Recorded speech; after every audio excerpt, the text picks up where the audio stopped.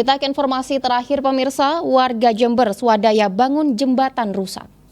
Banjir yang menerjang kawasan Panti Jember Kamis 20 Januari lalu telah memutus jembatan dan merusak jalan yang melintasi sungai di Desa Kemiri, Kecamatan Panti, Kabupaten Jember. Warga pun terpaksa membangun jembatan dan jalan darurat agar tetap bisa melintasi sungai untuk pergi ke tempat mereka bekerja. Tampak warga dan sejumlah relawan bencana dari Baret Nasdem Jember sibuk mengangkut batu dari dasar sungai dan juga membuat jembatan darurat dari bambu.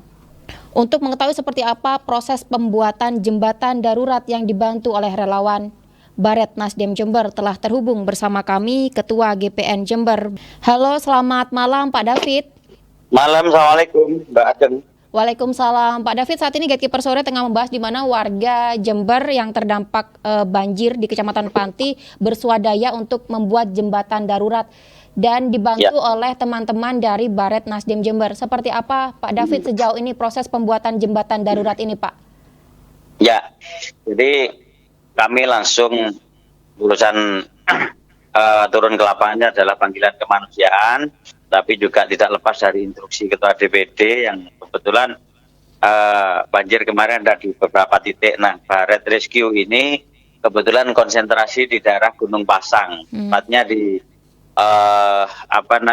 Pemandian Boma miliknya PDP Kayangan sama Dusun Sodung.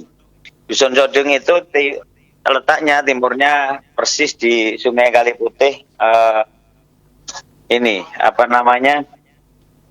Gunung PDP Gunung Pasang ya. Jadi teman-teman pasca kejadian kemarin kita gerakkan untuk membantu warga bersama dengan potensi relawan dan SAR yang lain, termasuk BPBD, Tagana, kemudian Basarnas, untuk bersama-sama pertama menormalisasi jalan yang terputus di Boma. Karena kemarin jalan itu nggak bisa dilewati dan akhirnya menggunakan tenaga manual dan peralatan yang manual sehingga bisa akses dibuka kembali. Kemudian untuk yang di Dusun Sodung, dusun ini kebetulan terisolasi karena semua jembatan darurat yang terbuat dari sesek bambu ini hanyut terbawa oleh banjir, sehingga masyarakat tidak bisa kemana-mana. Nah, kami berinisiatif dengan beberapa masyarakat di sana untuk menyambung kembali jembatan yang putus itu menggunakan jembatan darurat dari sesek bambu juga. Dan alhamdulillah di 2 hari terakhir kemarin kita bersama warga sudah bisa menyelesaikan 2 jembatan darurat yang bisa digunakan oleh warga untuk melakukan aktivitas kembali, baik aktivitas perekonomian, kerja maupun anak-anak yang sekolah di seberang. Seperti itu Mbak Ageng. Iya.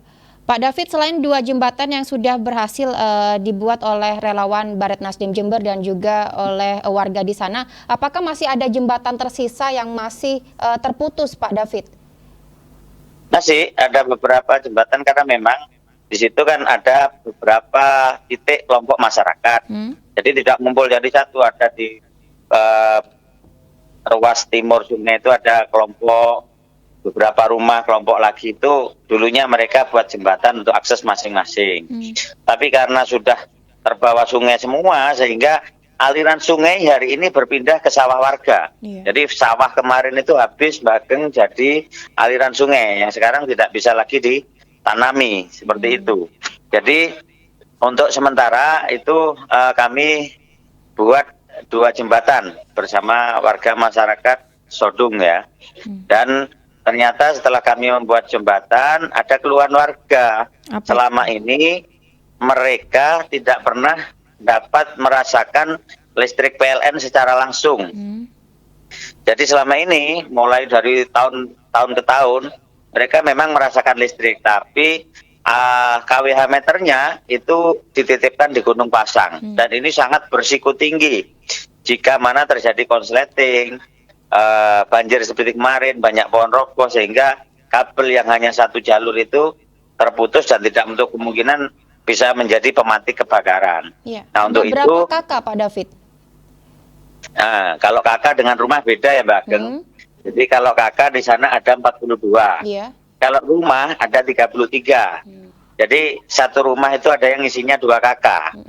Ada bapak sama anak yang sudah sama-sama punya istri. Akhirnya masih jadi satu kakak. Satu rumah tapi 2 kakak.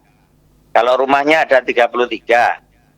Jadi hari ini tadi berdasarkan keluhan warga, kami mengajak PLN area Jember untuk melakukan asesmen dan pendataan terhadap kebutuhan jaringan listrik yang ada di sana. Dan alhamdulillah tadi ada utusan langsung dari PLN Jember itu menyatakan bahwa akan segera melaporkan ini kepada pimpinan untuk diasesmen dan segera dilaksanakan kegiatan pemasangan jaringan listrik sehingga masyarakat nanti bisa mendapatkan listrik rumah per rumah 1 kWh meter yang tidak membahayakan keselamatan yang lain, juga nanti pembayaran mereka akan jelas per rumah seperti itu, Mbak. Ya, Pak David, berarti ada 33 rumah yang belum mendapatkan listrik secara langsung seperti yang Pak David sampaikan, dan tadi pihak PLN sudah meninjau langsung ke sana. Berarti beberapa hari ini sekitar 33 rumah ini belum teraliri listrik, Pak? Iya, dipastikan begitu semenjak kejadian banjir kemarin, tetapi tadi atas sepengetahuan petugas dari PLN yang diutus oleh Kepala Area Jember, itu warga menyambung kembali yang kemarin putus untuk bisa memudahkan aktivitas rumah tangga kembali. Karena kalau nggak ada listrik sana kayak hutan, gelap gulita gitu, Mbak. Iya. Menurut pihak PLN sendiri, Pak David, kapan rencananya pemasangan listrik ini akan dilakukan di 33 rumah warga, Pak? Nah, jadi tadi itu ada 2 titik. Kalau titik terdampak bencana langsung itu yang 33 rumah. Sementara ada di titik yang lain, di atasnya Gunung Pasang itu 139 rumah kalau tidak keliru, itu juga sedang diasesmen dan sedang dalam usulan. Kalau yang 33 titik, 33 rumah, insya Allah akan selesai dilaksanakan pemasangannya di tahun ini. Karena kan memang harus butuh proses, karena memang akses masuk ke situ sangat sulit. Jadi kalau mau bawa tiang listrik itu tidak bisa kayak di jalan-jalan normal begini. Mereka harus mungkin nanti menggunakan kendaraan khusus, pakai APD khusus dan sebagainya, Mbak. Iya. Pak David, banyak sekali infrastruktur yang rusak seperti jembatan dan juga aliran listrik. Selain jembatan, infrastruktur apa, Pak, yang rusak diterjang banjir bandang pada 20 Januari kemarin? Ya, ada jalan juga ya, jalan aspal yang banyak yang mengelupas juga di daerah Panti dan sekitarnya. Ada Panti, ada Rambi Puji, termasuk jembatan yang rencananya mau dibangun oleh Pemkab Jember ini kembali ambles, bahkan yang di Kelungkung itu sempat terbawa arus lagi, terbawa banjir ya. Yang di Gugut itu juga ambles bergeser, maka kami minta kepada semua rekanan yang sudah menjadi pemenang tender tersebut untuk sesegera mungkin agar akses masyarakat segera bisa diperbaiki kembali dan perekonomian bisa berjalan dengan lancar. Satu lagi, Mbak Gun, kami mengapresiasi langkah cepat Pemkab Jember untuk urusan Gunung Pasang. Jadi Gunung Pasang ini adalah aset Pemkab Jember yang menjadi sumber daya alam menghasilkan. Yang kedua, ini adalah aset pariwisata kita. Nah, tadi dengan langkah cepat melaksanakan giat mendatangkan alat berat, ini saya pastikan bekerja sama dengan PDP Kayangan, tadi ada Pak Direktur juga di sana, ini akan menjadi langkah cepat untuk memperbaiki pundi-pundi ekonomi yang hari ini sedang keseliu ya di sana ya, seperti itu. Iya, baik. Terakhir Pak David, saat ini adalah hari kelima pasca banjir bandang yang menerjang Kecamatan Panti. Kegiatan apa yang masih dilakukan oleh warga dan juga para relawan dari Baret Nasdem Jember ini, Pak? Iya, masih normalisasi. Jadi pembangunan, contohnya kita buat jembatan itu kan baru ininya saja, penampang atasnya. Kanan kirinya masih perlu diratakan dan dipadatkan pakai menggunakan bebatuan yang kita ambil langsung dari pinggir sungai. Kemudian juga normalisasi saluran yang di Boma, Gunung Pasang.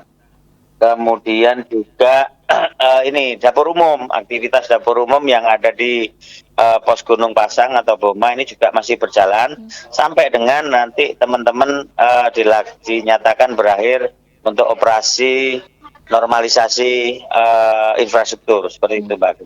Ya, baik, terima kasih Bapak David Handoko Seto, Ketua GPN Jember Ya. atas waktunya telah bergabung bersama kami di program Gatekeeper. Terima kasih Ya. Pak David, selamat malam. Selamat malam, Assalamualaikum. Waalaikumsalam warahmatullahi wabarakatuh.